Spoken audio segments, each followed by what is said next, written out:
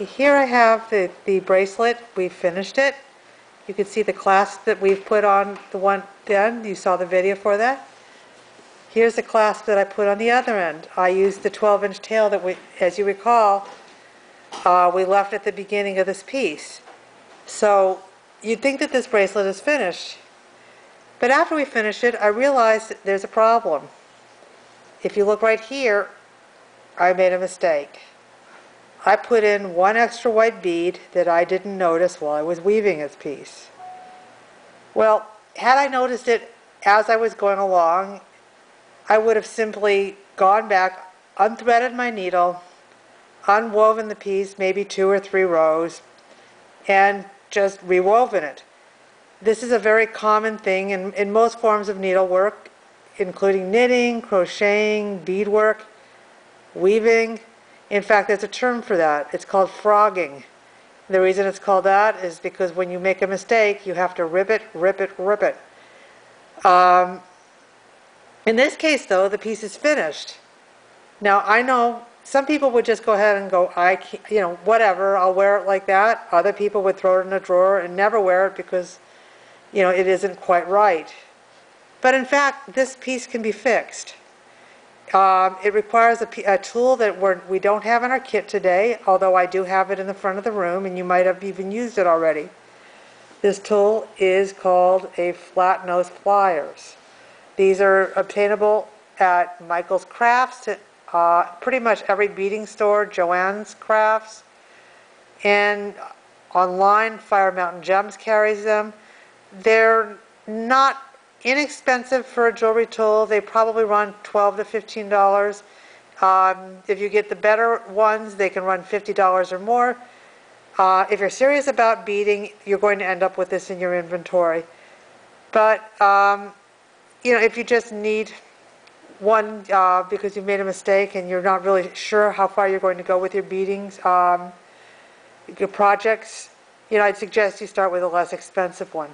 Anyway, you use this tool, and the beauty of these seed beads is they may seem tough, but don't forget they're glass, and glass breaks. So what I'm going to start to do is I'm going to take this bead in these flat nose pliers, and I'm going to break the one. So now I have a piece with a hole in it. So this is going to be as simple as reweaving this piece, just that one section, to replace the bead that's missing. So I'm going to start, as I've demonstrated before, by adding my thread back in. I'm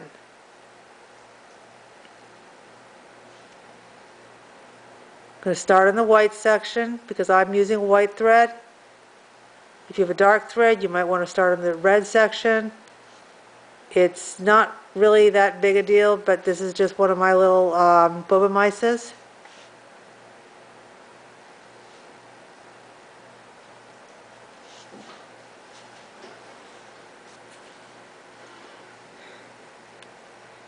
Pulling it, leaving a bit of a tail so that I don't pull it out. I'm going to leave about 3 inches. I don't really need any more because I'm going to end up snipping that tail off. Going back in the other direction.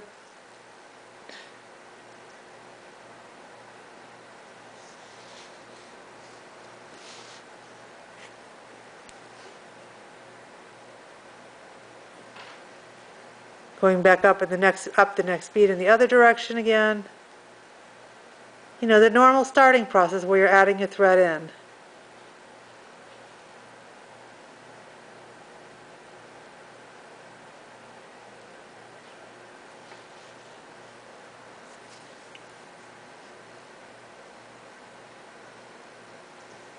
In this case, I got my tail caught in a loop. I'm just going to tease it out with the needle.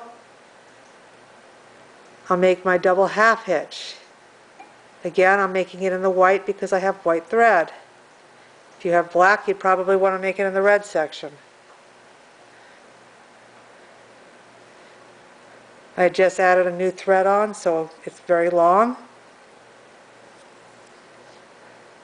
There's one. I'm going to turn the piece over because for me to make it's to go in the opposite direction. It's easier to turn the piece over than for me to actually manipulate the needle in the other direction. Here's my second half hitch.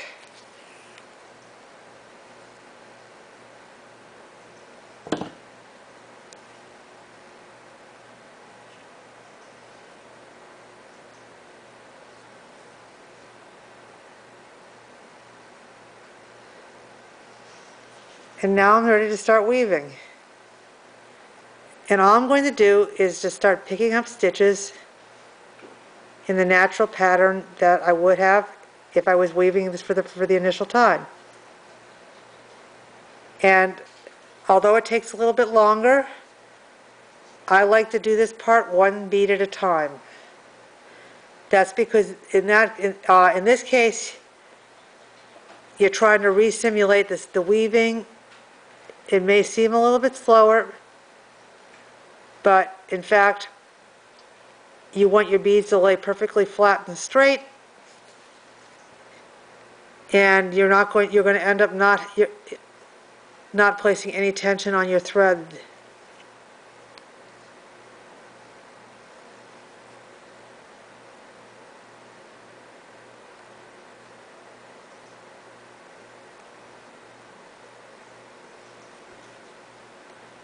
Now I started this a little bit early, so I may have to go back and forth a couple times before I actually hit the spot where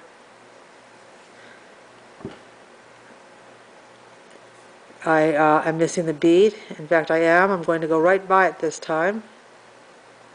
I'll pick the bead up in the next row.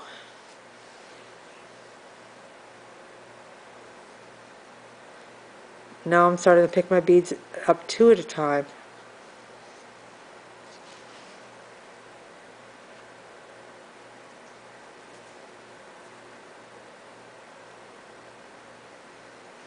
And I'm going to do something a little bit lazy here. Instead of going all the way to the end, I'm going to turn around right here, and I'm going to start weaving the next row right here.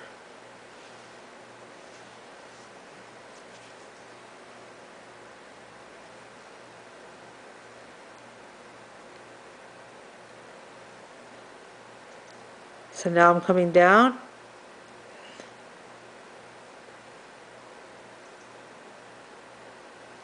and we're right at the place where I put in the white bead, and there should have been a red bead.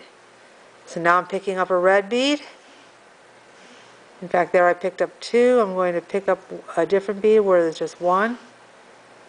I'm going to pass through the next red bead in that row.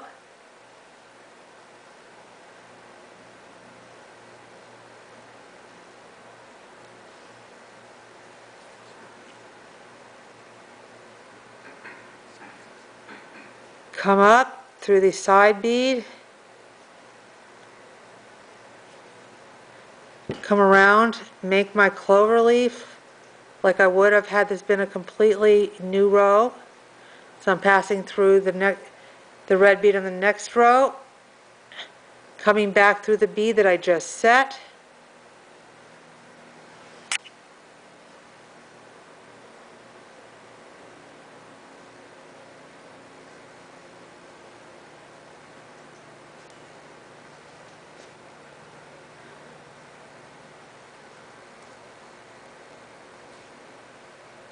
the next bead that I would have placed in place if this had been a new row is this white bead, so that's the one I'm going through now.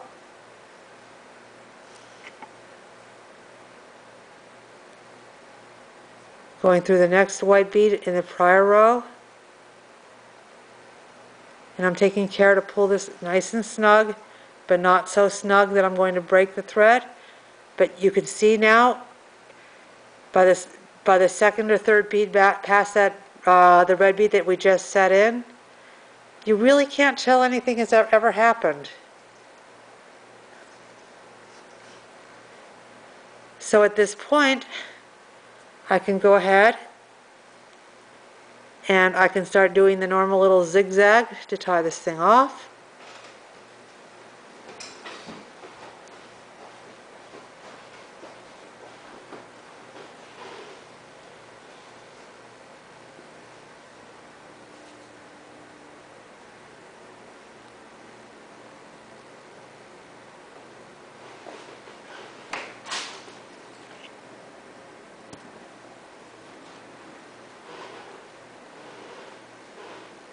I'm going to make my double half hitch here.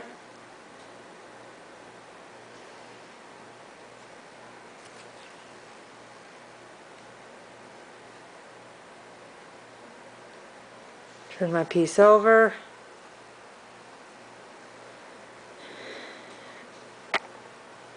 Make the other half hitch in the same place.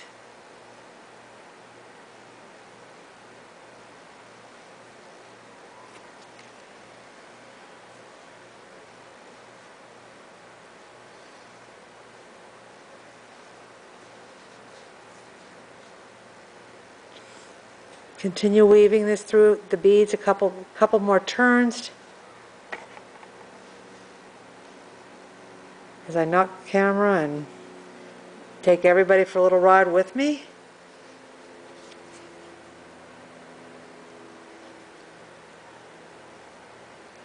Some beads you'll find that it's easier to pass through than others. I strongly suggest not forcing your needle through beads that don't really want to be passed through, or not passing through too many at a time. Don't forget, we are dealing with glass beads. Although they might seem strong because they're tiny, they will break. And if they don't break, worse than a glass bead breaking is your needle breaking. They're very tiny and thin and sharp. There's nothing worse than trying to find one on your floor or stepping on one barefoot. And I'm going to turn around one more time for good measure, so that my cut end is in the middle of the white section.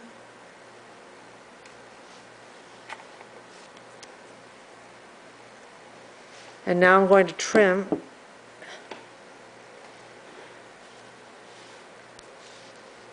the thread that I just used off of the bracelet.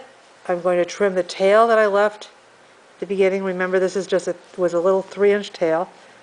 Now somewhere along the way I managed to get this thing tangled up in here, but I'm able to tease it loose. Now I'm going to trim it off. And you can see it looks like nothing was ever wrong with this bracelet.